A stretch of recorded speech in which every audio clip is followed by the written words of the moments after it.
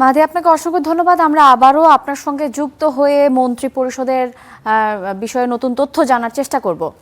এর আগে নতুন সরকারের প্রথম দিনে সচিবালয়ের সরকার প্রধান তারেক রহমানের নেতৃত্বে মন্ত্রী প্রতিমন্ত্রীরা স্ব দপ্তরে করেন বৈঠক। এ সময় সাংবাদিকদের তারা জানিয়েছেন, অর্থ খাতে স্বচ্ছতা ফেরানো, জুলাই শহীদদের চেতনা ধারণ এবং গণমাধ্যম থেকে ভয়ের সংস্কৃতি দূর করার কথা।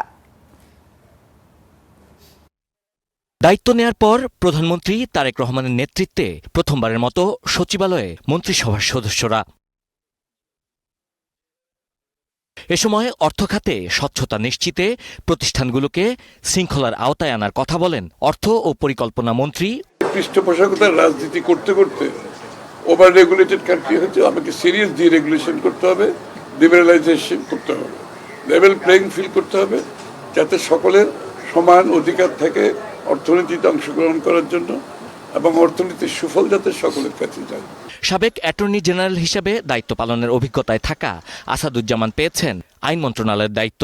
বলেন, জুলাই যোদ্ধা ও শহীদদের চেতনাকে ধারণ করে নতুন বাংলাদেশ বিনির্মাণ করতে চান। বাংলাদেশে গণতন্ত্র, আইনের শাসন, ন্যায় বিচার প্রতিষ্ঠার জন্য বিগত 16-17 বছর ধরে যারা জীবন দিয়েছেন, জুলাই বিপ্লবে যারা জীবন দিয়েছেন, এ দেশ গড়ার জন্য 71 সালে যারা জীবন দিয়েছেন, তাদের প্রত্যেকের চেতনাকে ধারণ করে আমরা সামনের দিকে এগিয়ে যাব। জনগণের সমস্যা নিয়ে কাজ করে নতুন কিছু উপহার দিতে চান স্থানীয় সরকার ও পল্লী উন্নয়ন মন্ত্রণালয়ের মন্ত্রী। আমরা এই মিনিস্ট্রিকে অত্যন্ত ডাইনামিক একটা মিনিস্ট্রিতে পরিণত করতে পারবো এবং মানুষের যে সমস্যাগুলো আছে সেই সমস্যাগুলো নিয়ে আমরা কাজ করতে পারবো। আগের যে অবয়বটা ছিল, পুরো অবয়বটা নাও থাকতে পারে, এর সঙ্গে নতুন কিছু আসতে পারে।